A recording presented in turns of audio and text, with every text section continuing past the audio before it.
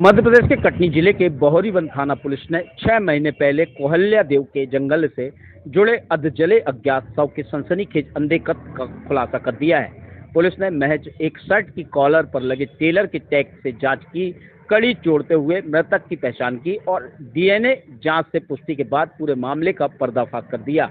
जांच में सामने आया कि अवैध शिकार के लिए बिछाए गए बिजली के करंट की चपेट में युवक की मौत हो गई थी। हादसे को छिपाने के लिए आरोपियों ने शव को करीब 15 किलोमीटर दूर ले जाकर बांस के झुरमुट में फेंक दिया और साक्ष्य मिटाने के लिए जलाने का प्रयास भी किया। पुलिस ने मामले में 3 आरोपियों को गिरफ्तार कर जेल भेज दिया है।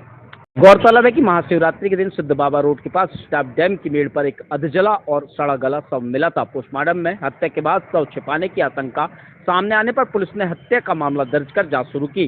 जांच के दौरान मृतक की शर्ट की कॉलर पर लगे आरएस टेलर का मझौली के टैग से पुलिस को पहली अहम कड़ी मिली। लगातार पड़ताल के बाद पड़वार निवासी गोपाल बर्मन ने कपड़ों और जेब में रखी सूखी पत्तियों के आधार पर शव को अपने लापता बेटे दुर्गा बर्मन का बताया। बाद में डीएनए रिपोर्ट से इसकी पुष्टि हो गई।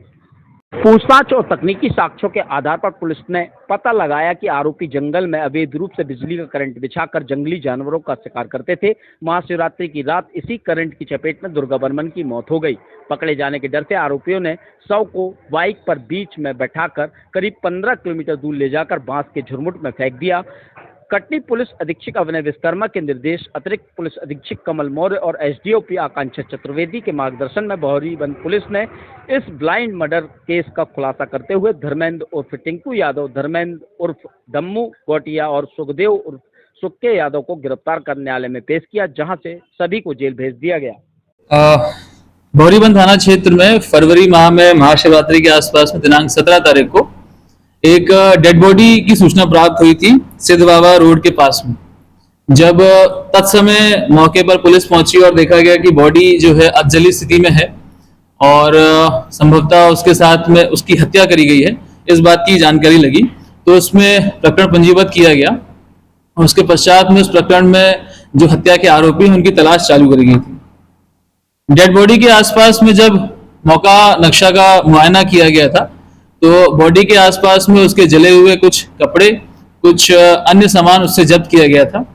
उस समय जो उसके पास की शर्ट जब्त करी गई थी उसमें कॉलर में एक टैग देखा गया था जिसमें लिखा हुआ था आरएस टेलर्स मझौली। चूंकि मृतक की कोई भी पहचान स्थापित नहीं हो पा रही थी और ना ही उसके पास में कोई उसके पहचान के दस्तावेज मिले थे, तो एकमात्र जो हमारे पास में सूत्र था वो आरएस टेलर्स मझौली के नाम का था, जिसको लेकर के फिर हमने अपनी टीम को मझौली थाना क्षेत्र में भेजा और वहां पर जो संबंधित इलाका है वहां पर कई प्रकार की पूछताछ करी, कई लोगों से पूछताछ करी और इस टेलर के बारे में पता लगाने का प्रयास किया गया। जांच पड़ताल पे पाया गया कि आरएस टेलर्स मझौली जो है लगभग 2020 के बाद से बंद हो चुका है और उसके नाम के कपड़े अब नहीं सिले जाते हैं। परंतु अभी भी हमें इस बात की जानकारी नहीं मिल पाई कि जो शव है वो किसका है, इसकी पता नहीं हो पाई थी। परंतु जब पूरे गांव में और इलाके में इस प्रकार की पूछताछ करी गई तो एक गोपाल बर्मन नामक व्यक्ति थे।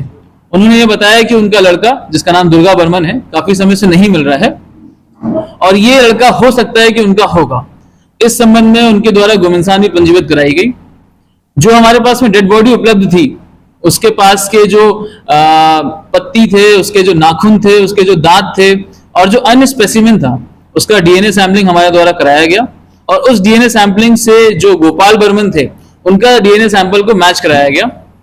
जब उसकी रिपोर्ट हमें प्राप्त हुई तो ये जानकारी प्राप्त हुई कि वो जो डेड बॉडी थी उसका डीएनए और गोपाल बर्मन का डीएनए ये जैविक रूप से संबंधित है, जिससे स्थापित हुआ था कि ये बॉडी जो है दुर्गा बर्मन की है।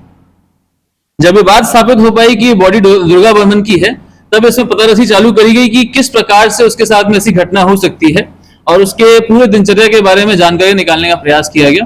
तो ये मालूम चला कि दुर्गा बर्मन जो है थोड़ा सा मानसिक रूप से कमजोर होने के कारण में कई बार शाम के टाइम पे घूमने के लिए निकलता था और जंगलों में जा करके वो तेंदुपत्ता की जो बीड़ी होती है उसका सेवन करता था और घूमता फिरता रहता था।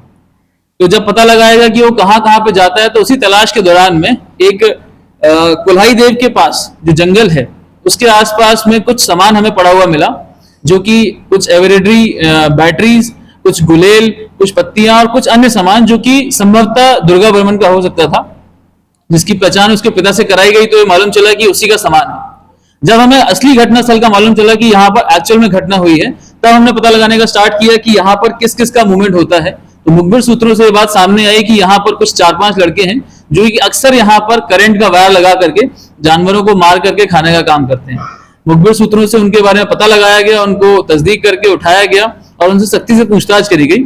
तब जाकर के ये जो 3 आरोपी हैं हमारे, धर्मेंद्र गोटिया, धर्मेंद्र यादव, सचिन गोटिया, सुखदेव और कुराई, इन लोगों में से पूछताछ करने में बात सामने आई कि 11 फरवरी की रात को इनके द्वारा उस जंगल में जाकर के खरगोश मारने के लिए एक तार लगाया गया था और 8 बजे के आसपास में तार लगाया गया था जिसको वेट कर रहे थे। लगभग 2 बजे के आसपास में उन्होंने देखा कि जानवर तो नहीं मरा, परंतु जब उस तार को निकालने लगे तब उन्होंने देखा कि यहाँ पर एक व्यक्ति की लाश पड़ी हुई है। उस व्यक्ति की लाश को देख करके वो घबरा गए। उनके द्वारा सोचा गया कि इस लाश को अगर कोई पाएगा तो उनके खिलाफ में आरोप सिद्ध हो सकता है, इसलिए उन्होंने उस लाश को उठा करके धर्मेंद्र यादव, जिसका नाम टिक्कू भी बोलते हैं, और धम्मू, इन दोनों ने एक बाइक में उसको बीच में बिठा करके वहां से आगे ले जा करके जो सिद्ध बाबा के पास में जंगल है वहां पर ले जाकर के फेंक दिया। और इन चारों ने अपने अपने जो कपड़े थे और जो अन्य सामान था उसको छुपा दिया, उसको ठिकाने लगा दिया।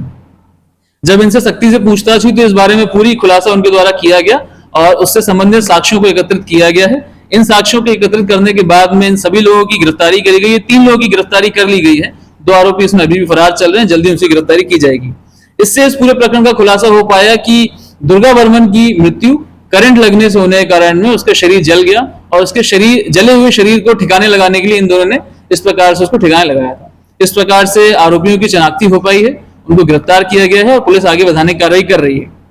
इस पूरी कार्रवाई में, शुरुआती कार्रवाई में निरीक्षक अखिलेश दहिया वहां पर थे, उनके द्वारा भी काफी मेहनत करी गई थी। जो कॉलर के टैग से लेकर के मझौली तक पहुंचना और गोपाल बर्मन तक पहुंचना, ये काफी महत्वपूर्ण योगदान था। उसके बाद में आगे की कार्रवाई में विजय विश्वकर्मा की टीम के द्वारा बहुत ही सराहनीय भूमिका करी गई है, जिसके माध्यम से हम इस प्रकरण को खुलासा कर पाए।